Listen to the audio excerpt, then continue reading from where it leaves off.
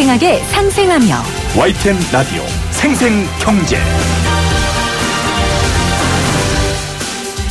안녕하세요. YTN 라디오 생생경제 김혜민입니다.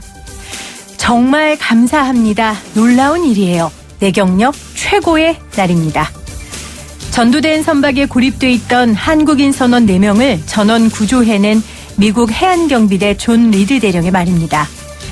현대 글로비스 소속 자동차 운반선 골든 레이어호 선원 모두가 구조됐습니다. 선박 사고에 마음 아픈 기억이 있는 우리 모두에게는 정말 기적 같은 일이 벌어진 건데요. 버텨준 선원들에게 고맙고요. 또 구조해준 대원들에게도 다시 한번 감사의 인사를 드립니다. 요즘 경제가 어렵다, 경제가 침몰하고 있다 이런 이야기들 많이 하는데요.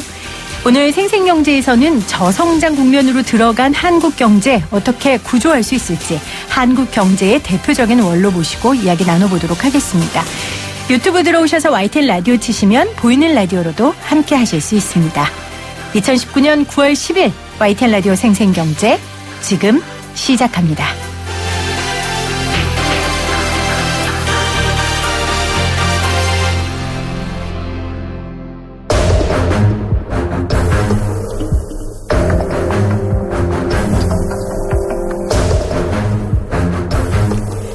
한국 경제가 위기다. 아니다. 세계적으로 다 경기가 어려운 상황에서 선방하고 있다. 제2의 IMF가 온다. 아니다. 위기, 보수, 언론과 무지한 경제학자들의 오바다. 현상을 분석해야 대안을 세울 수 있죠. 그래서 준비한 시간입니다. 한국경제 맥집기. 생생경제에서는 한국경제와 함께 해왔던 굵직굵직한 분들 모셔서 한국경제 진단을 하고 있는데요. 오늘은 정말 한국경제계의 굵직한 분이 오셨습니다. 22대 한국은행 총재를 지낸 박승 전 한국은행 총재 모셨습니다. 총재님 안녕하세요. 네, 안녕하세요. 건강해 보이세요. 오늘 여기까지도 직접 운전해서 오셨다고 날씨도 그런데 건강은 어떠세요? 좋습니다. 아, 그러게요. 네. 너무 활기차 보이시고 오늘 또 우리 한국 경제 분석을 우리 총재님께서 잘 해주실 거라고 생각합니다. 총재님이 한국은행 맡으셨던 게 김대중 정부 시절이죠? 그렇습니다. 예. 은퇴하시고 벌써 15년의 세월이 흘렀습니다. 그래요. 총재님 보시기에 한국 경제에 있어서 그동안의 그 15년의 세월 동안 가장 큰 변화가 있었다면 어떤 것들이 있을까요? 이제 우리 주변을 보면 정치나 경제나 사회나 시끄럽잖아요. 혼란스럽고. 그러면 나라가 잘 안 될 것 같은데 20년 전하고 지금하고 비교해보면 그래도 우리나라가 여러모로 참 발전을 많이 했다. 미국이나 일본에 가보면 20년 전이나 지금이나 마찬가지예요. 그런데 우리는 안 그렇습니다. 다이나믹 코리아죠. 네. 참 우리나라가 용케 잘 크고 있다고 보고 그 변화 중에 가장 큰 것은 경제 양의 시대에서 경제 질의 시대로 왔구나 하는 걸 느낍니다. 그건 무슨 말이냐면 이제 우리 국민들의 삶의 질이 어떠냐. 노령화에 따른 노인들의 복지를 어떻게 할 거냐. 인권을 어떻게 할 거냐. 평등 문제를 어떻게 할 거냐. 이런 문제를 걱정하는 단계. 그래서 이제 우리가 선진화 단계에 왔구나 하는 것을 실감합니다. 경제의 양보다는 질에 집중하는 시대가 왔다. 그러니까 먹고 사는 문제에서 좀 벗어나서 그렇습니다. 어떻게 하면 잘 먹고 그렇습니다. 어떻게 하면 잘 살고 그렇죠. 그런 고민의 시대가 퇴임 이후 15년 동안 펼쳐졌다고 말씀을 하셨습니다. 오늘 저희가 한국 경제 맥을 짚어달라고 총재님을 모셨어요. 맥을 짚으려면 일단 지금 건강 상태를 체크해야 되니까 한국 경제의 건강 상태 지금 위기라고 사람들이 많이 말하는데 위기입니까? 경제는 어렵죠. 세계 전체의 환경이 어려우니까. 그러나 우리나라는 펀더멘탈이라고 하면은 물가, 또 외환, 그리고 재정, 소위 금융 이 모든 게 기초는 튼튼합니다. 그러니까 기초가 튼튼하기 때문에 환경이 어려워서 우리 경제가 어려워도 그걸 무슨 IMF 외환위기나 뭐 그런 데 비교하는 위기는 아니다. 이건 좀 고생을 하는 단계에 있을 뿐이다. 이렇게 봅니다. 그러니까 한국 경제뿐만 아니라 전 세계적으로 경제가 지금 어렵고 하지만 우리나라 경제 기본 체력 그러니까 뭐 물가, 국제 수지, 재정 건전성 이런 것들이 모두 양호하기 때문에 너무 청취자분들 걱정은 안 하셔도 된다. 네, 총재님께서 말씀을 해주셨습니다.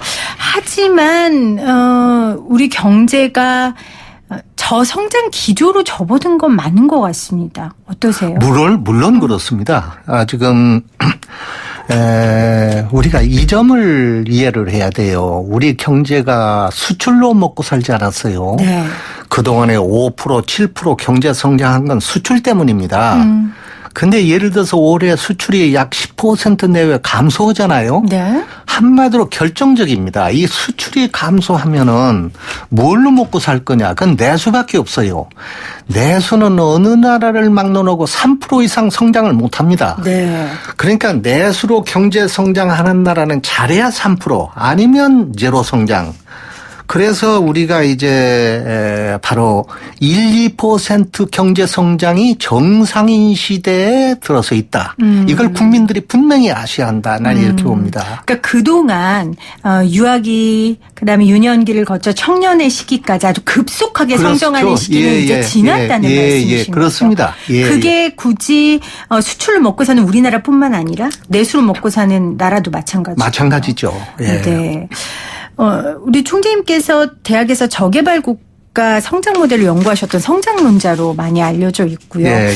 또 수출의 지금 중요성 이야기 많이 하셨는데 사실은 수출에만 의존된 경제는 굉장히 위험하다라는 그런 경고도 굉장히 여러 차례 하셨습니다.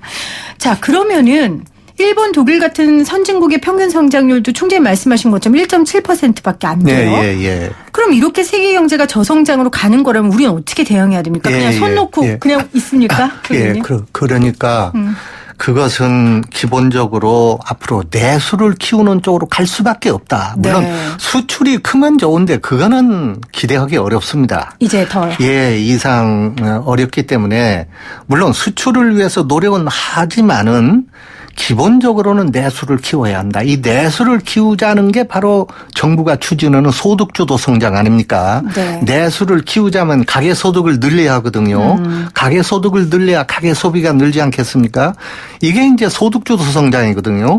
그래서 이건 불가피하다고 봅니다. 그러나 이렇게 하더라도 경제 성장이 과거 같은 성장은 안 된다. 예를 들어 지금 선진국 가운데 수출조도 성장하는 나라는 한 나라도 없습니다. 모든 나라가 이미 오래전부터 내수 성장을 해요. 그러니까 사람도 크면 변하듯이 국가도 발전하면 수출로 안 됩니다. 내수에 의존하는데 내수로 성장하는 모든 선진국의 맥시멈 성장률이 3%입니다. 3% 이상 성장하는 나라가 없어요. 그러니까 지금 올해 경우에 보면은 지금 일본 0.7%, 독일 0.7%, 그리고 싱가포르도 좀 0.8% 이러고 지금 2% 성장하는 나라가 두 나라입니다. 하나가 미국이고 하나가 한국이에요. OECD 국가 중에서. 그러니까 이게 우리가 내수 성장을 하게 되면은 이거는 그렇게 저성장을 우리가 받아들여야 하고 그럴 경우에 우리가 장래 뭘로 먹고 살 거냐. 장래 먹거리를 위해서 우리가 가령 앞으로 20년, 30년 뒤에 우리가 성장하려면 어떻게 해야 되느냐. 그것이 제가 볼 때는 4차 산업입니다. 그것이 4차 산업이다. 첨단 산업에 올인해야 된다. 그러니까 예를 들어 인공지능이라든지 IT라든지 로봇, 바이오라든지 시스템 반도체라든지 이런 분야 있잖아요. 5G면 모두 있잖아요. 이 분야가 앞으로 그 명운을 결정할 겁니다. 이 세계에. 이런 점에서 정부나 기업이 하나가 돼서 이 4차 산업에 전력 투구하는 그런 자세로 장래를 준비하자. 이렇게 저는 생각합니다.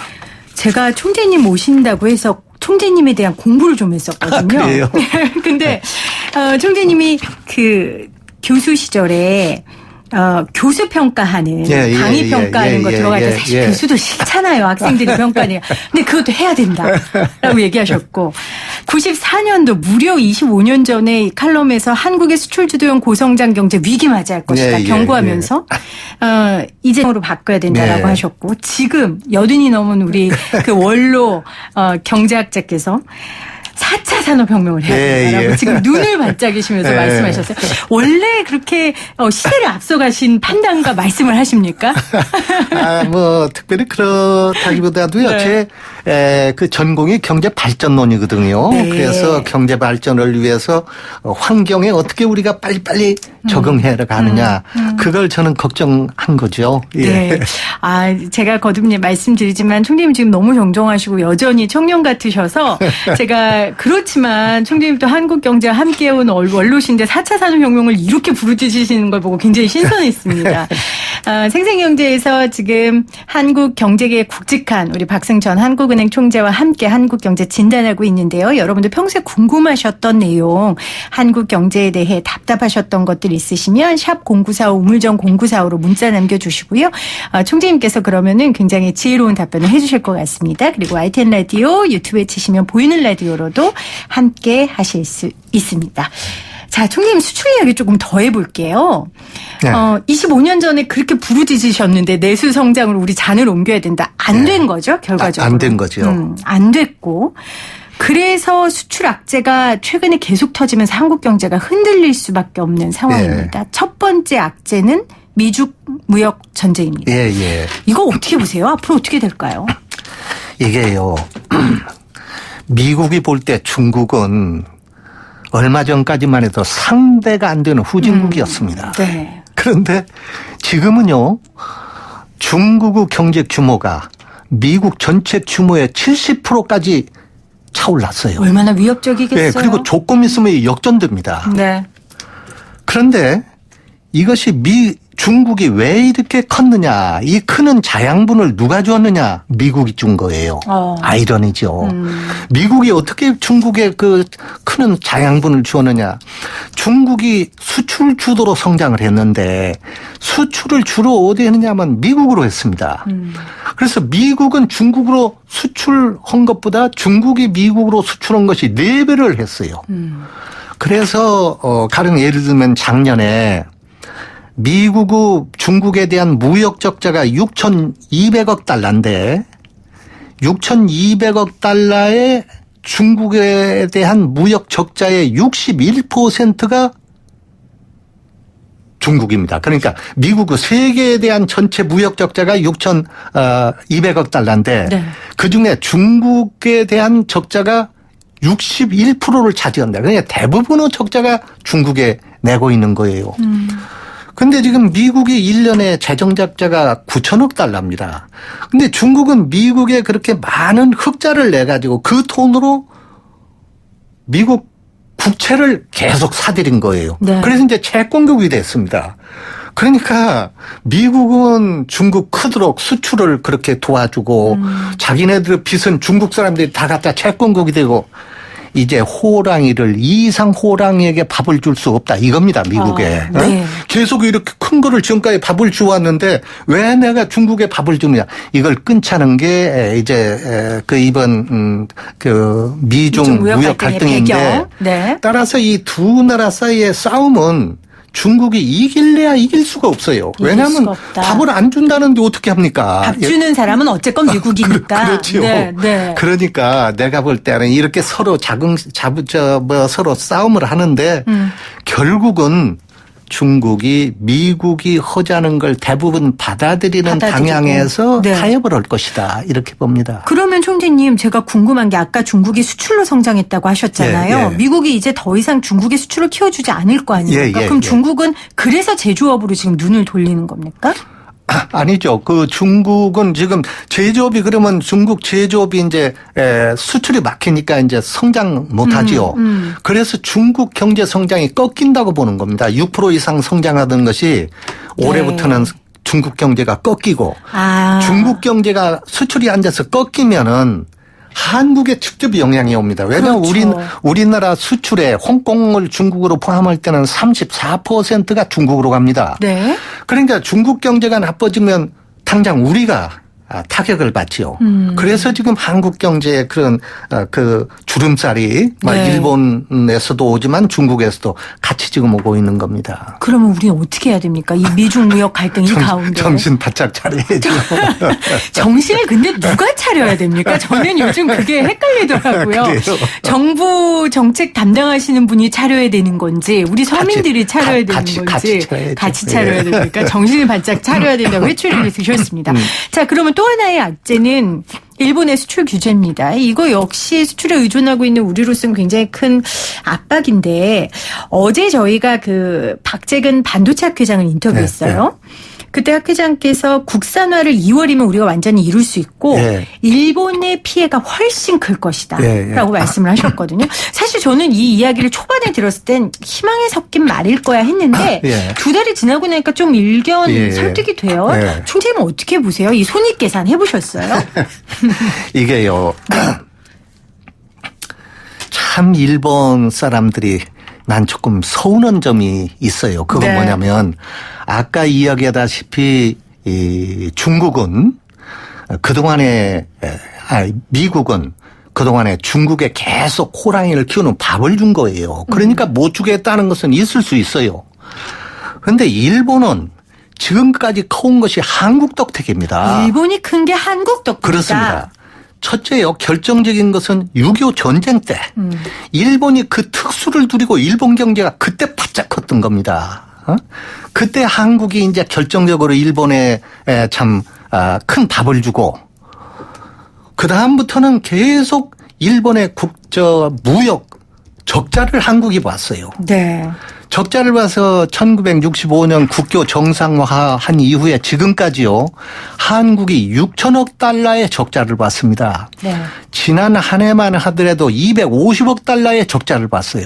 그러니까 한국은 일본한테 계속 식민지로서 수탈당하고 해방돼 가지고는 일본 때문에 국토가 분단되고 그리고 전쟁 터져가고는 일본한테 특수로서 한국은 그냥 고통을 받고 일본은 그때 경제가 일어나고 그 뒤부터는 무역 적자를 봐가지고 일본에 계속 가고 그래서 일본을 키웠는데 일본이 지금 한국에 대해서 보복을 하는 거예요. 그게 미국하고 반대입니다. 미국은 이제 밥을 줬기 때문에 그런데 우리가 미국한테 뭘 한다면 모르지만 그렇게 덕을 본 일본이 지금 한국에 이러는 거예요. 그럼 왜 그러느냐? 왜 일본이 이렇게 적반하장으로 이러느냐? 일본도 마찬가지입니다. 3, 40년 전만 해도 한국은 상대가 안 되는 후진국이었어요. 그때 일본은 한국의 경제 규모가 17배입니다. 그러니까 이건 비교가 안 되죠. 비교가 안 되죠. 그런데 이게 지금 달라진 거예요. 지금 3배로 좁혀졌어요. 그 규모가. 좁혀졌을 뿐 아니라 현재 IMF에서 추계한 걸로는 앞으로 4년 이내에 구매력 평가에 의한 실질 국민 소득이 1인당 소득, 이건 생활 수준이라고 볼 수도 있습니다. 1인당 실질 소득이 한국이 일본을 추월한다 이렇게 돼 있습니다. IMF 추계가 4년 뒤에. 그리고 앞으로 얼마 안 있어서 경제 규모도 한국한테 추월당한다. 이렇게 지금 전망이 되는 거예요. 여기다가 결정적인 것은 현재 일본의 산업의 장래성이 대단히 어둡습니다. 일본의 제조업은요, 현재 자동차 산업의 구시대에 머물러 있습니다. 그러니까 말하자면 전통 산업이에요. 전통 산업에 머물러 있어요. 그러니까 이게 가령 제철이라든가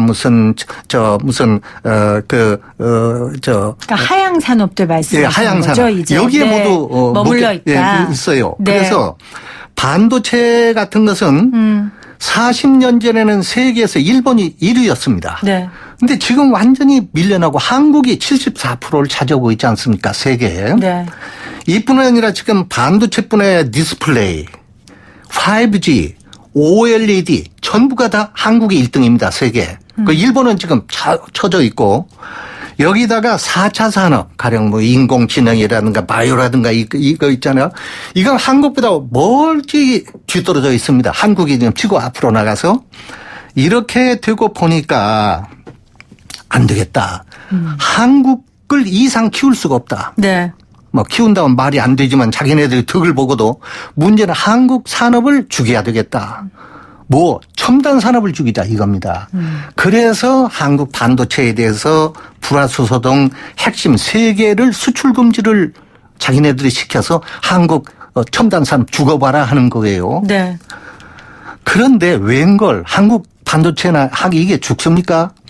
한국은 지금 앞으로 1, 2년 내에 이 문제를 해결합니다. 1년 이내에, 네. 완전히 1년 이내에 해결을 할 뿐 아니라 그래서 반도체 생산이 줄지도 않지만 줄으면 한국은 더 좋습니다. 왜냐하면 반도체 생산을 10% 줄이면 반도체 값은 20%가 오르고 반도체 생산을 30% 줄이면 반도체 값은 50%가 올라서 네. 우리나라 반도체 산업은 오히려 덕을 보고 세계 수요자든 불평하는 거예요. 이렇게 돼서 단기적으로도 우리가 크게 문제가 안 되고 더군다나 문제는 중장기적입니다. 한국은 중장기적으로 볼 때 대단히 이것은 전화위복이 되고 일본은 큰 타격을 받을 것이다. 한국은 이번 기회에 부품 소재 산업이 자립을 할 것입니다. 네, 오늘도 대통령이 부품 소재 산업 육성해야 된다고 다시 한번 강조하셨죠. 네. 그래서 이걸 자립하면은 아까 얘기한 것 같이 지금 해방일에 지금까지 계속 누적되고 있는 대일 적자 이게 싹 없어지고 한국 산업이 비로소 자립하는 단계로 업그레이드 되고 네. 국내 투자 시장이 커져서 그래서 일본이 오히려 저는 고맙다. 우리 이거 가만히 있었으면 우리가 이대로 그냥 갈 텐데 네. 누가 우리를 일깨워줘 가지고 우리가 이렇게 이것이 단합하는 계기가 아닙니까? 그래 정부도 이제 깨닫고 네. 우리 기업도 깨달아서 그렇게 될 것이다. 이렇게 봅니다. 네. 사실은 일본 무역 갈등이 가장 첨예할 때 제가 불안해서 우리 총재님한테 전화 드렸었거든요. 총재님 어떻게 해요? 우리 일본하고 싸우면 우리가 지는 거 아니에요? 제가 막 이랬더니 총재님이 걱정하지 말라고 그렇게 안심을 저를 시켜주시고 저희가 그러면 스튜디오 모셔서 왜 제가 안심해도 되는지를 말씀해 주세요라고 제가 설명을 드렸어요. 한 가지만 말씀드리면 네. 그래서 우리나라에요. 제 친구도 그런 사람이 있지만 일본은 강국이다. 우리가 일본하고 싸우는 것은 돌에 머리를 부딪히는 거다. 그러니 일본에 순응해서 적절선에 타협해야 된다. 이렇게 생각하는 분들이 있어요. 네. 사실은 이완용이가 한일 합방을 할 때 논리가 그거였습니다. 우리 국민을 위해서 합방하자 그랬어요. 근데 조금 전에도 이야기했지만 지금 아니 올시답니다. 지금 그 상황이 그렇지 않다. 경제 상황도 달라졌고 네. 또 국격도 달라졌고. 예, 그렇습니다. 예. 네. 지금 9772님이 익숙한 이름이 들려서 빗소리에 가려진 볼륨을 크게 높였습니다. 박승 총재님 목소리 너무 반갑고 말씀 들으면서 지금 정부에 대한 총재님의 고견을 직접 듣고 싶습니다 하시면서요. 일본이 총재님 말씀처럼 야욕을 접고 좀 정상적인 생각을 가졌으면 좋겠어요. 생생경제에서 총재님 목소리 고정적으로 들을 수 있으면 좋겠어요 했는데 어떻게 총재님 고정으로 나오셔야겠어요. 아유, 총재님이 정말 너무 이렇게 말씀 잘 해주셔서 감사하고 8824님은 제 아들이 하이닉스 다니는데 엊그제 일본 다녀왔어요. 지금 박승 총재님 말씀 너무 감동입니다 하셨어요. 이제 아들이 반도체 업체 다니니까 얼마나 예. 불안하셨겠어요. 그렇죠. 네. 예. 총재님이 이렇게 말씀을 해주시니까 좀 안심이 되시나 봐요. 오늘 YTN 라디오 생생경제 한국경제 맥집기 정말 한국경제 원로십니다. 박승전 한국은행 총재와 함께하고 있습니다. YTN 라디오 생생경제 박승 총재님과 함께하고 있는데요. 1부 마무리하기 전에 총재님 근데 우리 갑자기 든 생각인데 총재님 친구들은 총재님하고 좀 다른 생각인 분들이 많으시죠? 연령대도 예, 예, 그렇고. 예. 그 어떻게 얘기 안 하세요, 친구들하고? 요즘 의견 다르다고 싸우는 사람들이 너무 많아서요. 많죠. 어떻게 해야 돼요, 이럴 때? 근데 사실은 네. 내 친구들하고도 의견이 안 맞는 경우가 많아요. 네. 대개 사실은 내가 이제 80대가 되고 보니까 내 친구들은 나보다 다 보수적이에요. 보통 그렇죠. 예, 좀 이렇게 막 보수적이에요. 4차 산업혁명 얘기하고 일본 그래서 싸움이 이긴다고 내가 친구들 얘기하고. 보고 그러죠. 이 친구들아, 내가 한 가지 부탁이 있다. 젊은이들하고 대화해라. 내가 늘 그래요. 그래서 생각을 좀 젊게 하자. 내가 그렇게 말하죠. 네. 박승 총재님의 이 젊음의 비결과 아직까지 이렇게 영민하신 이런 발언들을 저희한테 주시는 거 보면 젊은이들과 계속해서 소통하려는 총재님의 의지가 얼마나 높다는 게 보입니다. 자, 2부에서는요. 조금 더 정부의 지금 한국 경제 정책에 대한 이야기 나눠보도록 하겠습니다. 여러분은 지금 경제를 조금씩 알아가고 있는 김혜민 PD와 함께하고 계십니다. YTN 라디오 생생경제 함께하고 계신 지금 시각 3시 36분 9초 지나가고 있습니다. 생생경제에서는 한국경제와 함께 했던 정말 굵직굵직한 분들 모셔서 한국경제 진단을 하고 있는데요. 오늘은 박승 전 한국은행 총재님과 함께하고 있습니다. 제가 한국 경제의 원로이면서 한국 사회의 어른인 총재님을 좀 모시고 싶었던 이유가요, 총재님. 요즘 한국 사회가 너무 혼란스럽고 특히 이 지도층에 대한 기대와 현실, 거기에서 오는 괴리, 이런 것들 때문에 굉장히 많은 사람들이 힘들어 하길래요. 제가 총재님한테 좀 어른의 모습을 보고 싶어서 모셨고요. 제가 총재님에 대한 기사가 있어서 총재님 좀 읽어보겠습니다. 박 전 총재는 지금도 운전기사가 있는 차가 아닌 아반떼 승용차를 본인이 직접 몬다. 한은 총재에서 물러난 이후 재취업한 적도 없다. 건설부 장관 재직 시 1기 신도시 개발을 주도했지만 정작 본인은 40년 동안 변두리인 서울 은평구 단독주택에 살았다. 생전에 전 재산을 사회에 환원하겠다고 약속한 것도 현재 진행 중이다. 2010년 모교인 전북 김제의 백석초등학교에 5억 원을 내서 도서관을 지어줬고 지난해에는 김대중 평화센터에 3억 원을 그리고 올 3월에는 모교인 1위 공고 장학재단에 7억 원을 쾌척했다. 팩트 아닌 거 있습니까, 총재님? 팩트 체크해야 됩니다. 다 맞는 말입니까? 쑥스러워하지 마시고요, 총재님. 다 맞는 말이죠. 예. 제가 왜 이 얘기를 드렸냐면 총재님 어떻게 보세요, 요즘 국민들이 지도층에 대한 도덕적인 그 기대가 점점 높아지거든요. 근데 사실 어떻게 그러지 못한 경우도 많고요. 요즘 우리 사회 혼란은 어떻게 보세요? 좀 짧게.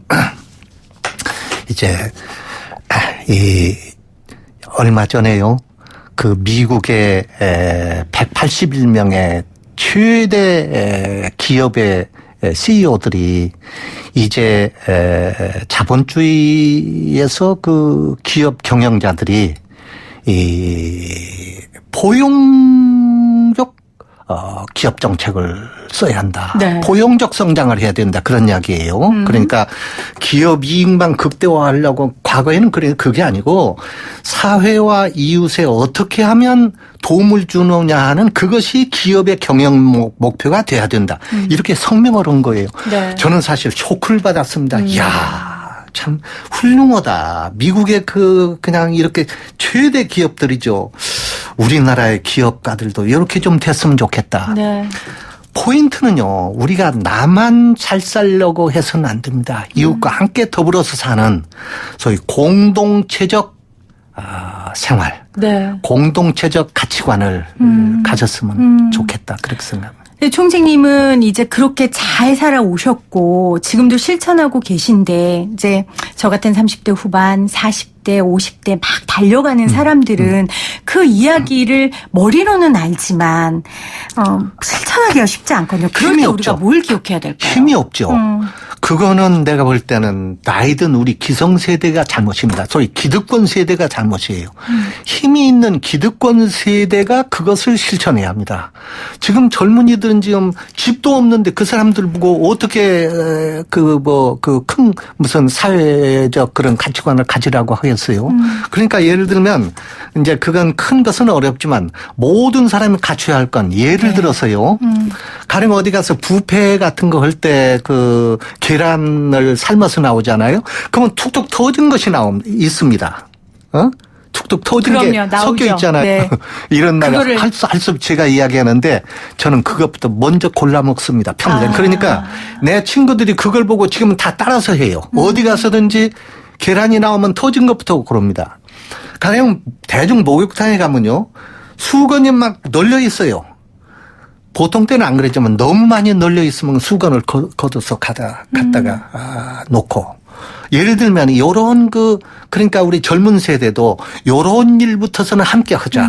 네, 그렇게 제의를 합니다. 그러니까 기성세대들이 아주 작은 삶의 실천이라도 보여준다면 네. 그게 결국 젊은 세대들의 마음을 움직이고 그게 물론, 행동으로 반영될 물론, 거라고 생각하거든요. 저 진짜 계란 얘기에 지금 깊은 감동 받았어요. 저도 아이들하고 있으면 제가 먼저 깨진 거 예, 먹는다. 예, 엄마의 예. 마음으로. 예, 그 예, 엄마의 예, 마음인 예, 거잖아요. 예, 예. 그런 엄마의 마음으로 세상을 바라본다면 그게 어른의 마음일 예, 예, 거고요. 예, 예, 예. 아, 네. 오늘 그래서 사실 총재님이 본인 이야기하는 거 되게 쑥스러워 하시는데 제가 좀 우리 청취자분들한테 자랑하고 싶었어요. 이런 어른도 있다는 거. 자, 생생경제에 오늘 모신 가장 이유. 문재인 정부의 경제 정책 좀 점검을 해보려고 모셨습니다. 우리 총재님께서 문재인 대통령의 경제 멘토, 이른바 제이노믹스의 밑그림을 그리는데 큰 역할을 하셨는데, 대통령 출근에 또 만나셨죠? 몇 개월 되셨죠? 예. 네. 그때 무슨 말씀? 주로 하셨어요? 그분이 바쁘고 하니까 자주 만나고 전혀 그러진 못합니다. 어디다 이제 서로 연락하는 경우가 더러 있는데. 네. 저는 대통령을 만날 때마다 하는 것은 똑같은 말입니다. 그건 경제정책을 실사구시로 실용주의적으로 해야 한다. 이념 원리주의적으로 해서는 안 된다. 그러니까 실사구시로 하라는 이야기는 경제정책을 할 때 방향도 중요하지만 네. 시장 중심으로 해라. 시장에서 받아들일 수 있는, 그리고 국민의 현장 중심, 현장을 생각해서 이렇게 하라. 그래서 제가 늘 이야기하는 게 소득주도 성장은 꿋꿋하게 밀고 가라. 네. 그러나 이건 분배 정책이다. 이건 가게에다가 소득을 주자는 정책이어서 그것만으로는 안 된다. 그것과 동시에 필요한 것은 기업이 생산을 하고 투자를 잘해야 된다. 네. 따라서 기업 투자를 늘리는 정책하고 같이 가야 한다. 소득주도 정책하고 기업 투자 증진 정책을 같이 가야 된다. 네. 그래서 정책 기조는 친시장, 친서민, 친기업 정책. 네. 친시장, 친기업. 친서민 정책. 근데 이게요, 총재님. 예, 예. 아까 말씀하신 것처럼 네. 실사구시 안에선 이게 다 가능한데 우리는 시장과 기업을 배치된 걸로 생각들을 하잖아요. 그게 이념이라는 거죠. 예. 그래서는 안 되죠. 기업이 시장을 떠나서는 있을 수 없고 네. 경제가 시장을 떠나서 굴러갈 수가 없습니다. 그러니까 시장 법칙을 존중해야죠. 그러니까 예를 들면은 뒤에서도 이야기가 될지 모르겠습니다만은 가령 최저임금을 조금 올렸으면 상관없는데 많이 올렸더니 오히려 최저임금을 받는 사람들의 실적자가 늘어나더라. 네. 실적이 늘어나더라. 그건 시장이에요. 시장에서는 아파트 경비원들 월급 올리니까 그 주민들이 안 된다 이거 그러면 경비원 줄이고 세탁기계, 청소기계 도입하자. 그 경비원 줄이고 CCTV를 증설하자. 이렇게 된단 말이에요. 네. 이게 시장입니다. 그러니까 그것을 감안해서 정책을 해야 된다. 그런 뜻입니다. 그러니까 방향도 중요하지만 시장이라는 큰 시스템 안에서 굴러가는 그렇죠. 거기 거기서 때문에. 받아들여야죠. 그것을. 그렇다면은 지금 최저임금 얘기하셨으니까요. 최저임금 인상이나 주 52시간 제도, 노동시간 단축 같은 이런 정책이 결국은 좀 속도 조절에 실패했다. 이렇게 생각하시는 거예요, 총재님은? 그렇죠. 그건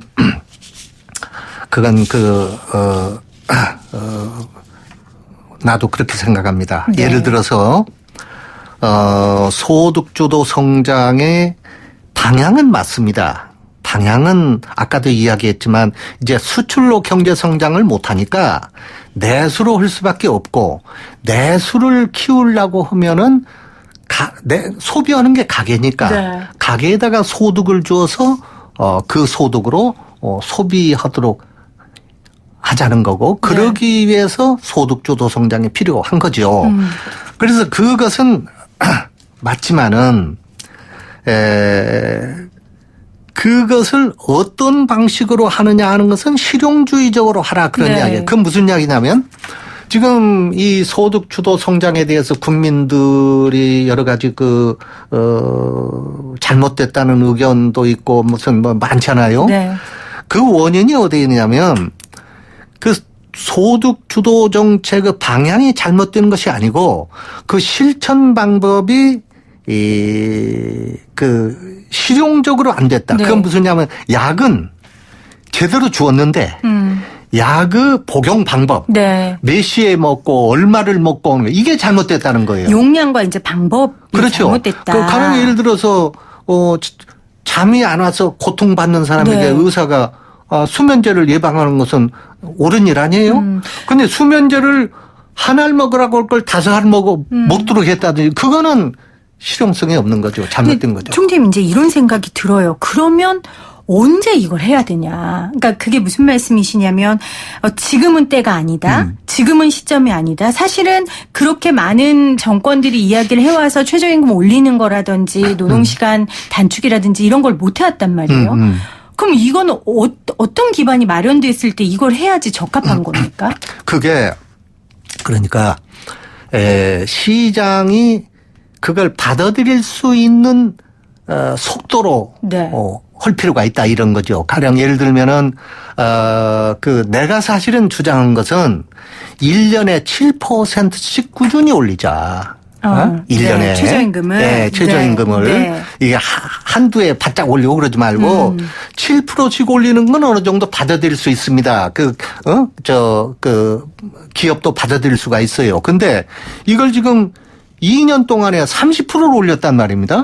이거는 받아들일 수가 없죠. 그러니까 그것이 그래 이제 정부도 이제 그걸 뒤늦게 알고 내년에는 뭐 3%만가 3%만 올리지 않았어요? 네. 그래서 그것이 다 어떻게 보면 시행착오입니다. 그리고 가령 예를 들어 주 52시간도 마찬가지예요. 우리나라가 지금 1인당 소득이 3만 달러가 되어 선진국이 됐는데 OECD 국가 가운데 한국인이 주 68시간으로 제일 일을 많이 합니다. 네. 이러면서 저녁에 식사를 가져오고 못해요. 한국 노동자들은. 총재님도 많이 못하셨죠. 예. 그러니까 네. 이제 아까 내가 질 이야기를 했는데 경제의 질.